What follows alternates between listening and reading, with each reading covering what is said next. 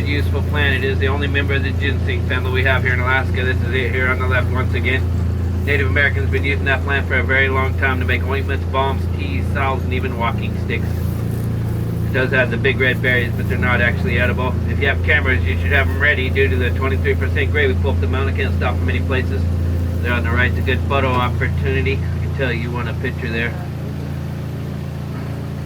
That is Steve's Rock. Give Deb a little time to get ahead anyway there. No problem. That is Steve's Rock. That's the one that helped Steve damage his excavator. Gave him a bright idea for the upside down flower towers. As you see, whenever we get rainwater coming down the mountain, it gets started at the top of a pretty waterfall there. It is running now. It's been running for about the last week, but it's really been way too hot and dry in this rainforest yet again this year. Nowhere near as bad as the last 2 years though, especially last year. Over on the right of the settling ponds, they collect all the sediment, debris, and rainflow that comes down the mountain, keep us from having another big landslide. Steve did put those ponds in for that purpose. They served the purpose quite well.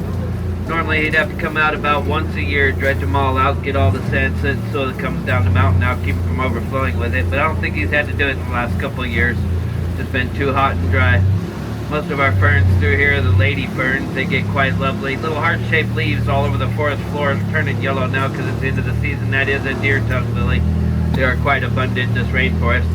At the base of this tree up here on the left, there's some red berries there. That is the baneberry. It takes 4 of those berries to kill a child, 6 to kill an adult. You don't want to mess with that plant. The whole plant is toxic. The berries and the roots are the most fatal parts. It is quite the pretty little plant though. Elevation sign there on the left says we are 100 feet above sea level. We're going up to the 600 foot level. From there you get to get out, go out on the boardwalk for a couple minutes where we have by far the prettiest view in town you can easily get to. Speaking of pretty views, over here on the right is our famous flower tower shower. Steve just punched a bunch of holes in the garden hose to get the shower you see there. It is actually gravity fed. It's not hooked up to running water at all. It does give him trouble when we have changes in the water flow coming down the mountain. We're heading up here to the left into the rainforest. The only reason the lower parts down here are not considered part of the Tongass National Rainforest is just because it's Steve's property. It is definitely the same forest structure though.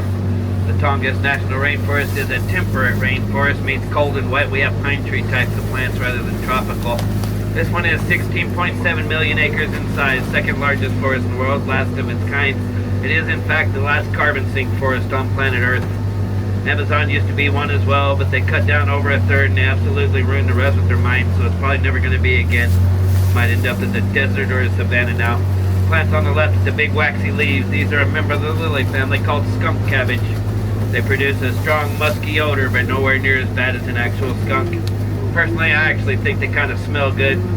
They are not edible for humans, but the bears do tend to consume them about once a year. During the winter time when they hibernate, bears do not defecate the entire winter. They wake up in the spring all clogged up real bad. First thing they tend to do is go running straight for that skunk cabbage. They'll eat it and it'll actually help them to relieve themselves. It does make an interesting little fact to know about that plant, but you definitely don't want to try to mimic that behavior. It is toxic for humans. Native Americans around here used to use it for cooking though. They'd actually take a big leaf, wrap it around the fish, throw it on the fire, and it would steam cook the fish for them, but they definitely did not eat the plant with the fish. Steve likes claiming that every ancient forest has an ancient rune in it. He loves saying this thing here on the left is ours. He says that right there is an ancient 5-star squirrel hotel. You can tell the man's got a sense of humor and a chainsaw. Cute little plants growing wild on it with the red berries. That is the dwarf creeping dogwood. It is related to the dogwood tree down south, but that's as big as they get here. They have the edible red bunch berries on them. The vast majority of all the bushes all around us, like these right here on my left, these are all blueberry bushes. 70% of all the shrubs on the forest floor in this forest are in fact blueberries. Here at the end of the season here, you can tell these ones here lost all their leaves, but they still have some berries on them. Right up here is the red huckleberries. Those are good and good for you. Related to the blueberry, but it's a small red berry. This one down here is salmonberry, same as right back there. They've lost their berries for the season. Salmonberries got their names from the local natives. They say because the berries look like salmon eggs, but really they look like a big overgrown raspberry, except they come in a red, orange, and yellow color. Quite delicious too. Taller bushes all through here. These are the false azaleas. These ones are poisonous. You don't want to go chewing on any part of that plant. It's just a pretty ornamental. Gets these cute little bell-shaped blooms about halfway through the spring. They are quite abundant in this rainforest as well. Steve actually spends most of every summer up here planting his greenhouse plants. And and all the flower towers and everything. He likes to bring random plants out at random times, put them in random spots, and leave them sitting there for a couple of weeks so they can acclimate to a changing environment before he actually plants them. That way he's not risking them coming out of the greenhouse, going into shock, being planted somewhere they're not used to. He does do all the planting all by himself every year, doesn't let anybody help. At the end of the year, it takes about 4 of us, about 4.5 weeks, to find all those greenhouse plants. We dig them back up, repot them safely, take them back in the greenhouse. They survive another winter. That's why I love him, just so he gets so big and pretty. He's been growing a long time. The tree on the left there has an elevation sign that says we're now 200 feet above sea level. Up here on the right side of the road, we have a small cliff up here. The edges of the cliff are real ragged and worn away. That is actually because once upon a time, the waves of the ocean actually splashed right up against that cliff and slowly eroded it away. The reason it's possible for the cliff to be up here 200 feet above sea level, for it to have once been below the waves of the ocean, they believe that is due to a process called isostatic glacial rebound. About 10,000 years ago, this entire area was covered in vast glaciers. They stood between 1 mile and 2 miles high. Had a very extreme amount of weight crushing down on the land. Now when you take your hand, press down on a sponge, when you let your hand back up, of course the sponge will begin to rise back up.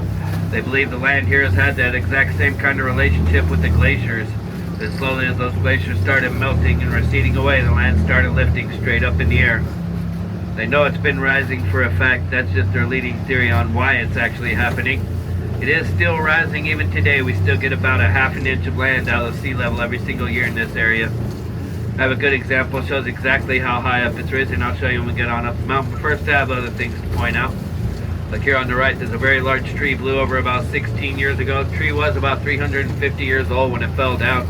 You can see the root structure is very flat and spread out. Trees in this rainforest can't generally tend to send down any kind of taproot at all in order to anchor themselves down. Only the trees that are about 800 years old or older are tough enough to actually do it. Through about 90% of the forest, we only have between 1.5 feet and 2 foot thick worth of soil, and it's solid bedrock beneath that. So all these big trees you see growing all around you here, they're only growing on a couple of feet of soil tops. The reason the trees are able to accomplish that amazing feat, they send the roots out far and wide, find neighboring tree roots, actively wrap their roots around each other, just cling to each other for dear life. They really do say that trees in this particular forest only get to remain standing because they spend their whole lives working really hard together to hold each other up. Personally, I think that's very amazing. Sometimes one tree will fall down and pull others down with it because of that. Out here on the left, there's a lot of broken trees out here in the background. Another one on top of this little hill up here on the right got shattered real bad up there.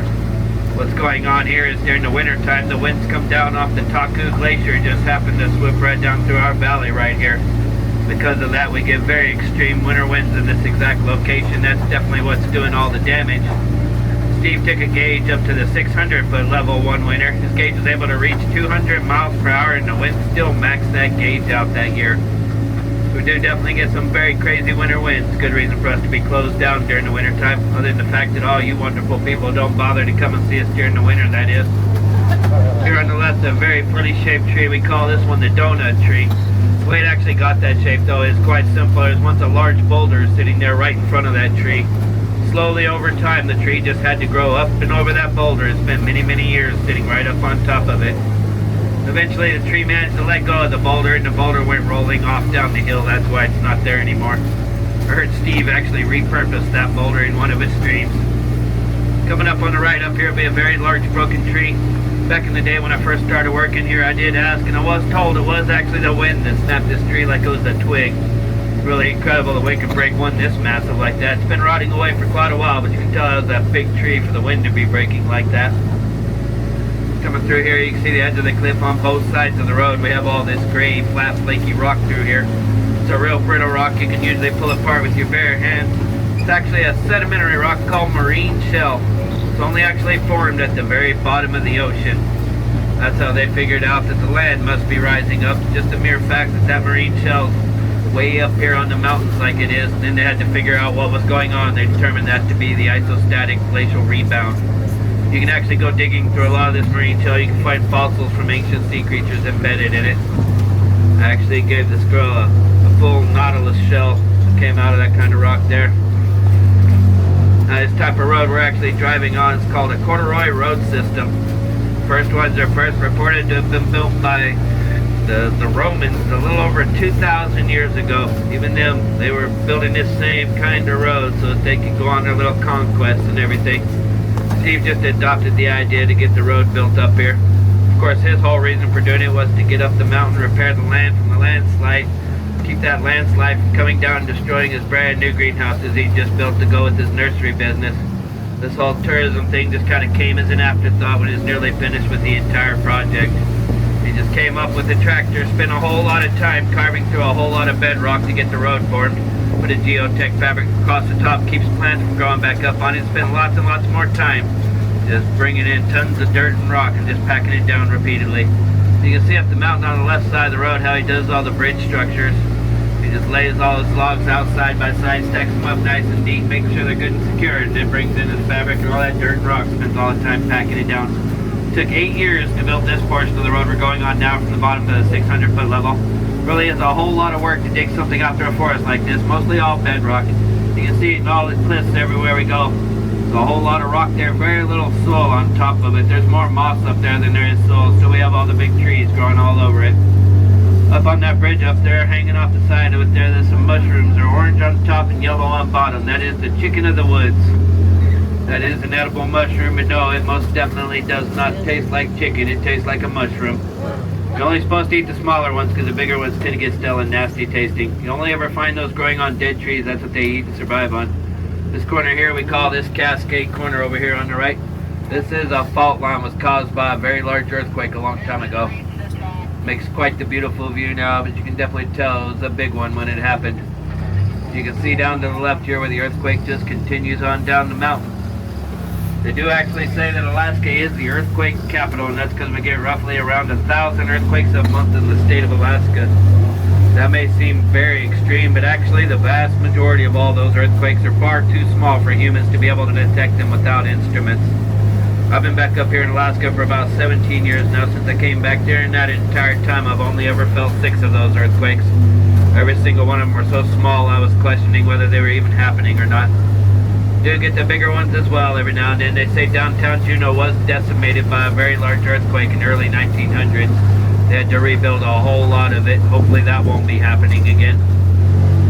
Little yellow and black sign on this tree out here on the right, that's simply a border marker. It marks the edge of Steve and Cindy's property. Just means from here on up for a little ways it's claimed by the Tongass National Forest Service. And yeah, I do say claim to not own. I don't think them or any of those government institutions should be getting to own anything at all. They're not treating anything right at all. Here we are at 500 feet above sea level. You can see a lot of the rock on the right is still the marine shell. That means even way up here, 500 feet up in the air. This was once sitting flat on the ocean floor. That is exactly how high up that type of rock actually rises. Up ahead, I'll show you a different kind. But it shows the last 10 to 15,000 years, apparently thanks to that isostatic glacial rebound. This is how much the land decompressed, lifted up in the sky just from the weight of the glaciers coming up off of it. It's a lot of weight and mass to be lifting up like that. This broken tree here on the left, this stand, has the white mushrooms all over it. Those are also the chicken of the woods. They just died last summer. They couldn't handle that bad heat wave we were having. They just died and turned white like that. This area through here does have about the steepest parts we go up. Like coming up right up here. You can see we still make it real nice and easy. Even these big trams we're driving nowadays tend to make it no problem. These things were actually originally built for Disneyland. Really shows how good of a job Steve does maintaining his road up here all the time. Just the fact that we can keep getting up and down this mountain like this in these things. Coming around this corner here, you can see the edge of the cliff up here on the right side of the road. This is indeed a different type of rock here. This type of rock is called basalt. It is a very, very hard volcanic rock. Took a whole lot of time and effort with the backhoe to chisel that out so we could get through. But it shows once in Earth's ancient history this area was actually volcanic. You definitely won't have to worry about that today, though. It has not been volcanic in a very long time. All these rocks up here on the right, though, they have a very funny shape to them. A whole lot of cuts, scrapes, and deep gouges as well. There's a raven up there in that tree up there. This is actually because of the glaciers that these rocks are like this, though. They scraped and ground across and carved them all out as they receded through. That's why this place is called Glacier Gardens. You're not coming here to see a glacier. You're coming up to these gardens whose entire landscaping was originally carved out by those glaciers. Now, if you're not afraid of heights, you can look down to the left. We have a pretty view of the road we just came up. Of course, if you are afraid of heights, we have a pretty little rock garden on the right for you to check out. We'll get you through here safely. It does make a very pretty view either way you look. That's the same kind of rock right there that the uranium comes in. That one doesn't look like it has it. It can't hurt you until they actually put it through a process, though. Just as the ore is, it won't actually hurt you. Unless you're, of course, breathing in dust from it, breaking it apart. This rock garden over here on the right, we named this one Cindy's Garden in honor of Steve's late wife, Cindy. He does definitely do extra work up here every year, making sure it's really beautiful up here because of that. You see, he does do a lot of work on it. As we get higher and higher on the mountain up here, you can see a lot more of the mossy looking stuff hanging from all our tree canopies up here. A lot of people think that's Spanish moss because it looks a whole lot like it, but it's actually not. We don't get Spanish moss up here. This is actually nowhere near as harmful to the trees as the Spanish moss has proven itself to be down south. Just gets a lot thicker and denser down there, tends to choke them out and kill them. This stuff up here isn't even actually a moss at all. It is a lichen. We have Methuselah's beard, also known as old man's beard, and we have witch's hair. They only grow in a real pristine, clean air environment. We get any kind of pollution at all, it'll quickly start dying off. Definitely makes a good clean air indicator. That is why it's thicker higher up on the mountains up here. It's also why when you leave here and go anywhere else, like heading down south further and further away, you get the less and less you'll see till it's all gone. There are about 350 different kinds of lichen growing in this rainforest. Every single one of them are multiple species living together in symbiotic relationships, helping each other survive. A lot of them may look and seem like just one organism, but they're definitely not. We have about 600 different kinds of moss growing up here in Alaska. You can see our mosses are doing really bad, but believe it or not, they look a whole lot better than they did a little over a month ago. Finally started raining in July. It brought them back quite a bit there. This is where we have the pretty view I promised coming up. I do maintain it's definitely the prettiest view in town you can easily get to. If you happen to see a little red squirrel out here, do not trust him. He is a little punk. He's up here all the time too. I'm not just saying that either. He is a little punk. We had a co-worker started feeding.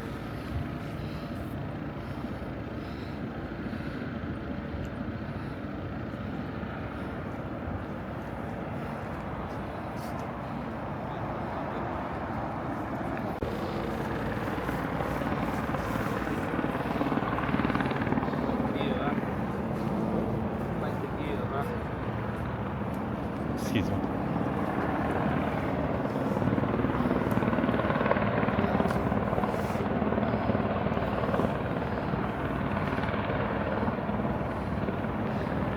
Yep, them and the crows stay year-round.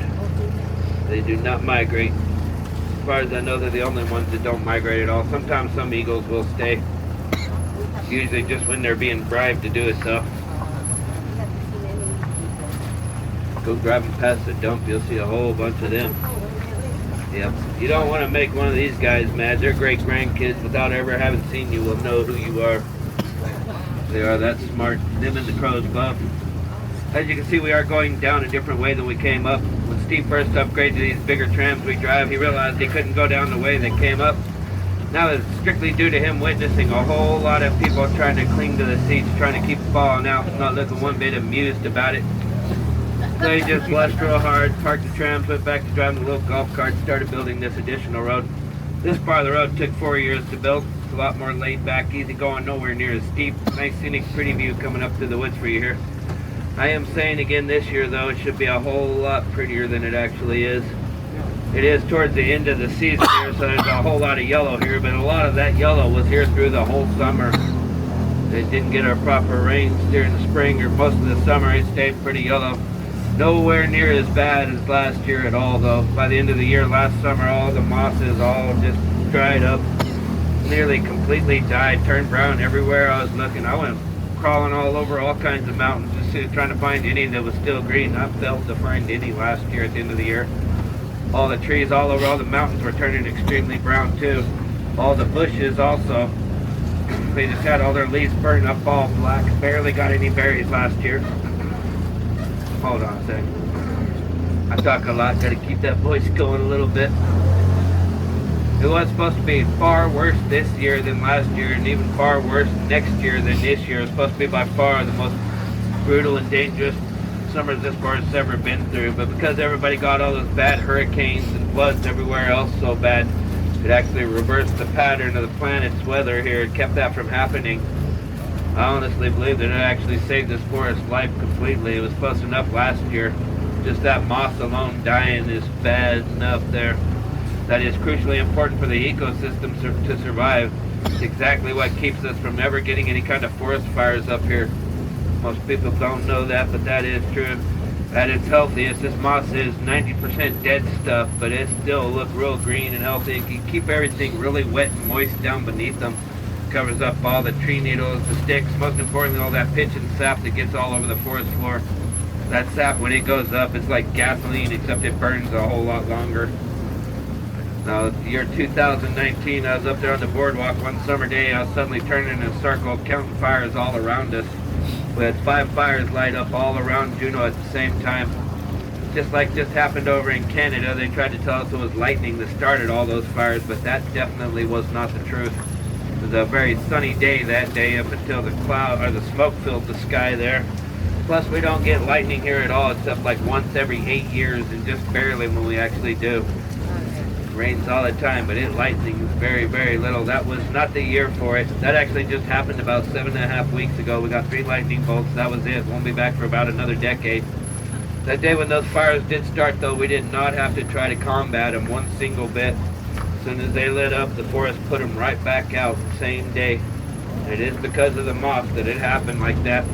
Now, if that moss is dead when it happens, though, it'll be the exact opposite effect to a very extreme degree, something that's never happened in this forest.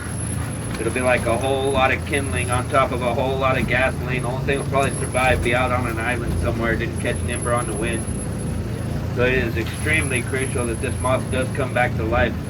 It started raining in July. It brought it back quite a bit there. Really good thing. One of the main reasons this forest is never supposed to catch fire at all. It would be so devastating if it did. It's always had the really old growth mixed in with all the new growth. Through their symbiotic relationship that they have with certain fungi, and their mycelium networks are all linked together. They actually share all the resources. You can see all of our saplings all over the place. When you really start looking around, they're missing half of their needles, and that's at best on a lot of them. They have a lot of trouble making it to adulthood if they don't have the old growth in the area to feed them. They're definitely proven by cutting down most of the old growth. They are definitely stunning the forest in a way it will not recover for many hundreds of years at best. They're even saying nowadays the mother tree will know where her saplings come up to send their little resources, her spare resources into that mycelium network. They map where they go, and they only actually go to her own direct offspring, trying to keep her own offspring alive there. You cut everything down around the old growth, everything will grow back far faster, far more efficient, far healthier when it's got the old growth for quite a ways around. There's even a couple of old growth trees in this forest that are cut down over 100 years ago, only about a foot tall, not too far from here. They're still alive after all this time. They've had all the trees in the neighborhood keeping them on life support. It's kind of sad and fascinating at the same time. They say nowadays at least 90% of all plant life is in that symbiotic relationship with the fungi. This fungus growing on the side of this tree right here, that is called bear's bread. You can see it's kind of different colors on top there. The wetter it gets, the darker black that whole top will get. As it dries up, it just goes to a creamy white color on that one. Keeps that black rim around the edge. That is called bear's bread, given its name by the local Tlingit tribe. They said they only named it bear's bread because the bears do not eat it, and they thought it was hilarious to do so. That is why it's stuck with that name, even though the bears don't eat it. Only thing I've ever seen growing on those are some different species of slime molds. Even that Bicerum polycephalum one, which is the most famous one in the world. If you want to look that one up, just get online and type the blob and slime mold in the same sentence. That old horror movie was made in honor of this one. Except this one isn't the killer from outer space is the big difference. It is the creature that taught humanity that you do not need a brain to have full-on intelligence. It starts off as a single-cell organism at the microscopic level. Every time they merge together, they become one bigger single cell. Always stay one single cell, no matter how big they get. They'll get up pretty big, up in the macroscopic range. They took some of that stuff, put it on a little remote control robot. It taught itself how to drive that robot around, carry itself to different food sources. That's full-on intelligence in a single-cell organism right there. They also put it on a map of Tokyo, put little grains of oats in all the key places. It drew out a far more efficient roadway than the people actually did building the city. Really good at mazes too. Now they're enslaving it in technology. You'll find it in your newest smartwatches and the newest computers. Don't know how that's going to go, but apparently it's real good at conducting electricity and all that as well. Now up here in the tree canopy, before we get too far ahead and I pass it all, you can see some big gnarly limbs growing way out of proportion up there. That is infected with the parasite called dwarf mistletoe. That's why they're getting that big giant size. Parasite gets into the tree limb, starts sucking all the nutrients out. The tree realizes its limb is dying, starts flooding that limb with all kinds of nutrients, trying to save it. That's all those nutrients flooding through it gives it the giant size. Parasite will send up a little sprout, launch it up about 20 feet in the air, so it'll go float off and infect other trees. It is related to that mistletoe you traditionally kiss under, but you might not want to try that stuff with this game. Or to play that game with this stuff anyway. Back in the logging days when the loggers were actually using axes and chainsaws to cut down trees rather than the fancy tractors they use nowadays to instant knock them down. It was very common for a logger to start chopping a tree down, have one of those giant limbs come off, hit him in the head and kill him. Because of that, those limbs got the nickname of widow makers, and that name has stuck with them to this day. Now that parasite is not actually an invasive parasite. It's been doing this far longer than any of us have been alive. Plus, for the very most part, it only infects the western hemlock. It's really just nature's natural way of thinning out the western hemlock branches so the undergrowth down below can also get sunlight and survive. Western hemlock is by far the most successful dominant tree in the forest these days. It is 70% western hemlock, 20% Sitka spruce. The other 10% go to the birch, the alders, the three-cedars, the black cottonwoods, the mountain ash, the occasional willow. And every now and then an elderberry bush gets big enough to be a tree instead of a bush. Now when they came up here and took the land away from the Native Americans, they threw them out on Admiralty Island. That is 1,600 square miles, 7th largest island in the world. They made that the reservation. They started taking all of southeast Alaska's troublesome grizzly bears and dumping them right on top of them. They didn't stop until they reported exactly 1,600 grizzly bears out there. They decided they're giving them one per square mile. Still a small community called Angoon living with the bears, the Tlingit and Haida tribes. They're not forced to stay there anymore, but on the other hand, like the rest of the forest, U.S. government knows what kind of resources are out there. They're doing everything they can to get to those resources. So they are working on taking it away from them right now. They want to knock the trees down, put mines and oil fields all over the whole thing. They already have a big mine on the northern end. If they do it, they'll kill all the bears off. They're bad about killing predators these days. When they did do that, all that though, to port them all out there, they also did a tally on all the trees back then. They're saying that the three-cedar species by far dominated the entire forest. They went through the whole forest cutting those down as well. Now only about 1% of any of those trees are the actual cedars. That's how much they've changed this forest here. Definitely nearly got them all, but if you want to see what the forest looked like before that, there's a couple places like in Sitka where there's a stand of them still intact. Now this first big tree you see right here has real long strips of bark. Good way to remember is it looks a lot like bacon strips hanging from it. That's how you identify that tree as the western hemlock. 70% of the trees, and one that gets a dwarf mistletoe. Only one in the forest like that. Next one here is our Sitka spruce, the 20%er, small round potato chip like bark. A whole lot of sap content comes down out of that tree. Good way to remember that one is the chips and dip. It's actually the excessive amount of sap that makes that tree nearly completely immune to the dwarf mistletoe. It's lucky to have it. The tree stump on the right got their condition called heart rot. As you can see, it just rotted out the middle. A cute little orange mushroom down there on the left, that is definitely the chicken of the woods there. Some people call it the hen of the woods. This area through here is where the landslide came crashing through and took out all the plant life, including all the big trees, all the way down to the street. Just kept pushing it down into the road for years. It also buried this stream under many tons of mud and rock. These smaller trees through here, they've been trying to take over the years. Just the last 3 years, they got way too much sunlight, not enough rainwater there. Hopefully the ones that are still alive will pop back out of it. Steve had to get way up the mountain, repair this entire stream from that mudslide. He dug it down to the bedrock, got it running again, hooked it up to his little homemade ponds. It's that system keeps the mudslide at bay nowadays. That is just a little bit of rainwater is worth coming down there. Him and Mother Nature just worked together over the years, took it all back. These are the red alders right here beside us. Red elderberries out there. The elderberries are edible, seeds are poisonous. You gotta boil the seeds out, then they like to make the jelly and jam syrups, especially the elderberry wine. Mother Nature did her job so well, she stole two of Steve's flower towers up there as well. So he just let her keep them up there. Little pond here on the left is called Heart Pond. Steve made this in the shape of a heart to honor his wife Cindy. It is a very pretty little pond. Stream goes in the back out the left side, carries all the water safely down the mountain. That little plant right there next to that log sticking out, turning quite yellow, has some really dark berries underneath it. That is the melon berry. It's one of our native plants, definitely edible. Starts off a very small light pink color.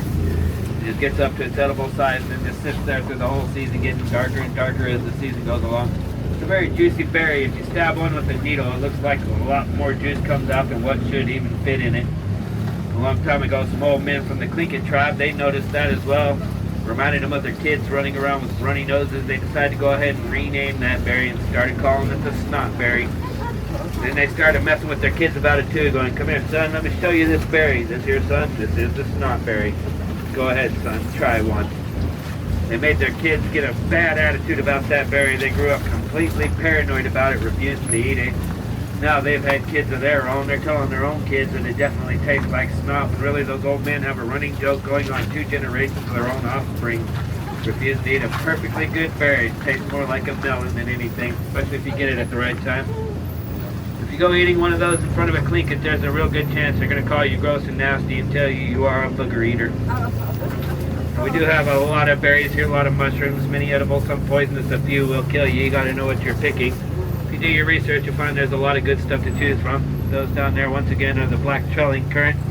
We have a standing black bristly currant, a gray stink currant, red skunk currant, blueberry, huckleberry, salmonberry, raspberry, strawberry, melonberry, cranberry, thistleberry, thimbleberry, boysenberry, bunchberry, crowberry, cloudberry, clusterberry, frankenberry, bearberry, elderberry, gooseberry.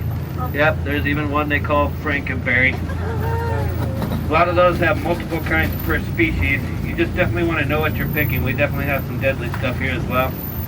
We are the home of all the salmon species. They all come here to spawn in this great forest. This is the great salmon forest with all our streams.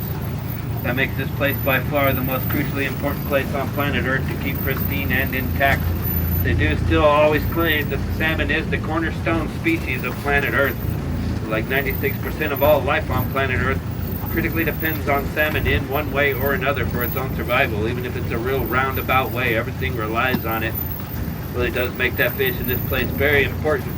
If you actually look into our waterways nowadays, you'll find that what very recently was the very most pristine, beautiful waters on planet Earth are quickly being tainted with all kinds of sulfur and iron. It's turning all the water everywhere a real nasty orange rusty color.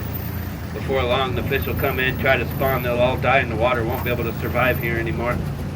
They say it's because of the climate heating up, but there's a whole lot of mines out here. I could take you to a whole bunch of them that are illegal, not supposed to be there, but they're still there.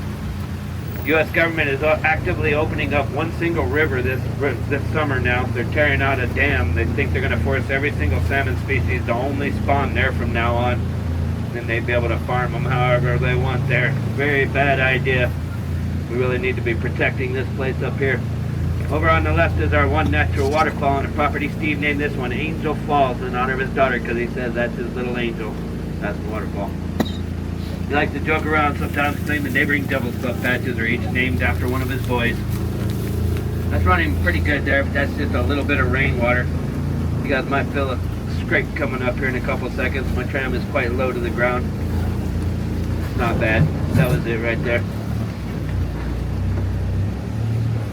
This flower tower here is definitely one of Steve's prettiest ones. He gets about 200 plants on there every year by the time he's done. The tallest plants up there, the spectrosindras. Below that he's got his abutylons. Below that the fuchsias, and then these ones down here, those are the oxalis there. We have a whole lot of bedrock, very little soil here. It doesn't matter if this forest rains a whole lot, if it rains a little, it needs to rain all the time. It needs to act like a happy, active rainforest to be a healthy one. All the water, it either just gets down between all the bedrock down into the vast water reservoirs way down below, or it all washes down off the mountains. Can't save the moisture for later.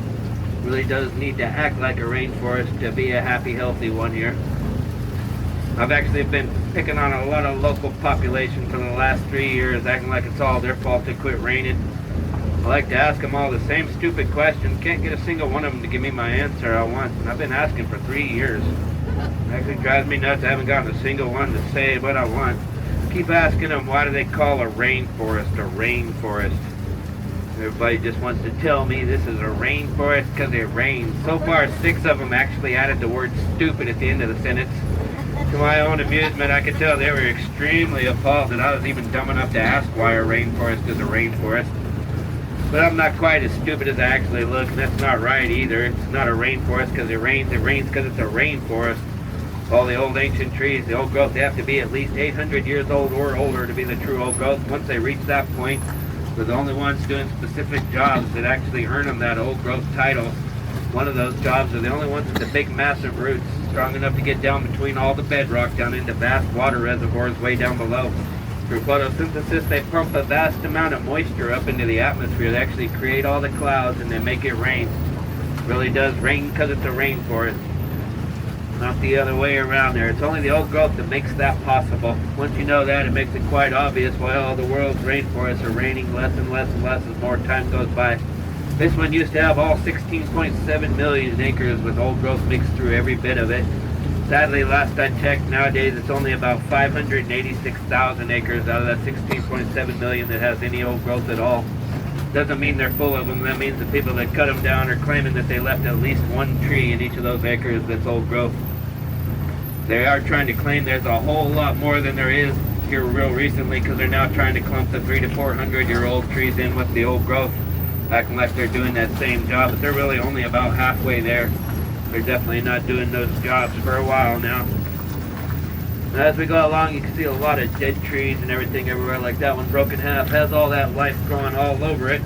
You can see all kinds of logs everywhere. They have life growing on them too. They call those nursery logs, quite simply because as they lay there decomposing, the plants grow on them, nurse off the actual nutrients from that process. Good reason to give them those names. There's also all kinds of different fungi all through the forest. A lot of them, their only job is to get into that decaying life, eat it up externally, put it through a process, convert it to more nutritious soil for the forest. Not only will it eventually add layers, but it keeps what's already there nutritious so the plants can keep surviving in it. It's just taking a very long time to add that soil in this forest because it started off as nothing but a giant slab of bedrock.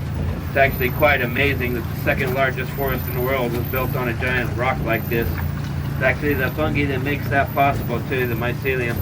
Got up on top of the rock slowly over time. It sat there and busted up the top layers, ground them into the first layers of soil and everything. Say the same stuff about the first thing that came out of the ocean too. We have the Amanita muscaria mushroom here. That is our most important one. Right on top, little white polka dots, has a white stem. Extremely hallucinogenic. It's the one that the Smurfs always lived in. The one that makes Mario big in his game. It is definitely the one that sent Alice straight to Wonderland in that first book about her. She ate one of those mushrooms, went to sleep, and it sent her right down that rabbit hole. Crazy vivid dream. Nowadays, it is known as the Dreamweaver mushroom. If you check a lot of sources, even current ones, they're still saying it's a very deadly mushroom. That's the only thing they'll tell you about it. Describe it exactly like the death cap, but it's never actually killed anybody. There are over 2,000 known psychedelic mushrooms on the planet. Every other one is a psilocybin. This is the only one that's different that we found. This is the muscimol. Also has an isopotenic acid. If you think you're going to find it, pick it, eat it, and have a bunch of fun tripping out on the fourth floor, you got another thing coming. It'll give you the worst stomach cramps you've ever felt in your life. It'll last for days, the entire time, non-stop puking, constant diarrhea. Now while we're here, that fungus on the side of that tree root is the exact same creature. It's just a small fruiting body part of a very large ancient organism living down beneath the feet. The mushroom does get all the way up to about that big and about that big around up here. Real big, pretty mushroom. You can take it home, process it, put it through a 3-step process, convert 90% of those isopotenic acids into more muscimol and have your fun. It is by far the most potent mushroom on the planet. It's extremely potent in this forest. You may take one bite, wake up in about 2 weeks running butt naked from the cops, wondering what the hell is going on all of a sudden. That kind of stuff has happened up here too. You can also seriously microdose it to where you don't hallucinate any at all. If you or any of your loved ones are plagued with the ailment known as cluster headaches, it is the very first treatment and possible complete cure for that one. That one's classified as the single most painful ailment known to mankind with by far the highest suicide rate because there's never been any help with it. It'll actually get into your brain one by one. It'll go up to every one of your neurons. It'll deactivate it, relocate it to go do a different job, turn it back on with a fresh charge. Getting rid of all the faulty neurons, that's how it does it. Everything it does in the forest is a lot like it does in your brain. It is ectomycorrhizal, gets into the tip of a tree root, safe place to get in without harming the tree. They'll sit there passing all different frequencies, electric signals, and chemicals back and forth, communicating, give taste and nutrients. They have to agree on what to trade, and then they have to slowly work together, take turns in a multiple step process over the course of a couple months, getting that fungus deep into the tree root without killing the tree. After that, 40% of all the water that tree will drink for the rest of its life is carried to the tree by the fungi. It also knows whatever nutrient it'll need, get it in trade wherever, or from the surrounding ground area. What it gets for being symbiotic plant life goes through photosynthesis. They produce all the sugars. That's what it survives on. It'll also spend over 1,000 years in a relationship with the old growth tree. You look dorky. You look dorky. It just distracted me there. It'll spend over 1,000 years in a relationship with the old growth tree, getting thicker and denser underneath the root structure. Thanks for watching. If you enjoyed the video, please like and subscribe.